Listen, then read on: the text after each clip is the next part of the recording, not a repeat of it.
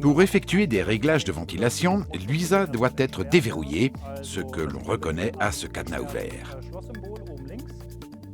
Vous allez au menu Ventilation. Il contient tous les paramètres de ventilation à régler. Tout d'abord, choisissez le type de patient, enfant ou adulte.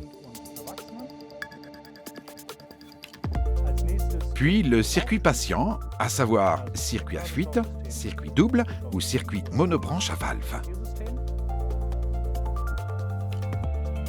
Ensuite, vous pouvez régler le mode. Je choisis AIFR et vous explique à partir de la durée d'inspiration, ici TI-min, la logique de réglage de l'UISA. La logique de réglage de l'UISA est toujours la même. On sélectionne un paramètre, puis on règle sa valeur avec la molette virtuelle à droite. Cette valeur apparaît également dans la barre verte en haut. Au milieu de l'écran, un graphique d'aide illustre avec précision le réglage en cours. Et sur la gauche, vous voyez les variables subordonnées. Pour la durée d'inspiration, il s'agit par exemple du rapport IE ou de la durée d'expiration. Une fois la valeur réglée, validez-la avec ce bouton en bas à droite. Si vous ne voulez pas l'enregistrer, vous pouvez annuler l'opération en appuyant ici. Voilà, il suffit d'appliquer la même procédure à tous les paramètres du mode AIFR. Pour régler les alarmes, allez dans le menu Alarme et procédez de la même manière que pour les réglages de ventilation.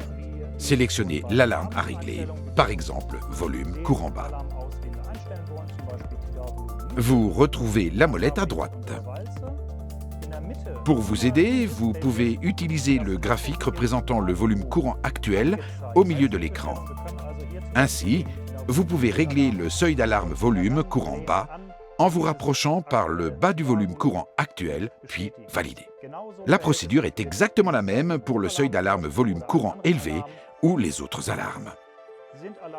Les alarmes en vert ne sont pas réglables, dans le cas présent, parce que la cellule de FiO2 n'est pas activée.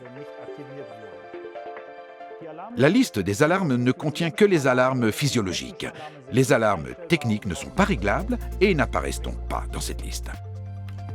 Dans le menu de visualisation, vous pouvez consulter différents écrans. Par exemple, l'écran de documentation, qui permet de comparer les valeurs réglées et les valeurs réelles. L'écran suivant est consacré aux courbes. Vous pouvez y visualiser les courbes de pression, de débit et de volume, toujours deux en parallèle. Enfin, l'écran mobilité, réservé aux batteries, récapitule l'état de toutes les batteries disponibles, internes et externes, en indiquant leur niveau de charge actuel et la durée de fonctionnement restante en heures et en minutes. Dans le menu Rapport, vous trouverez la liste des alarmes, la liste des événements ou encore une liste alarme-événements combinée. Dans la liste des alarmes, par exemple, vous voyez sur la gauche le jour ou la date et sur la droite les alarmes correspondantes.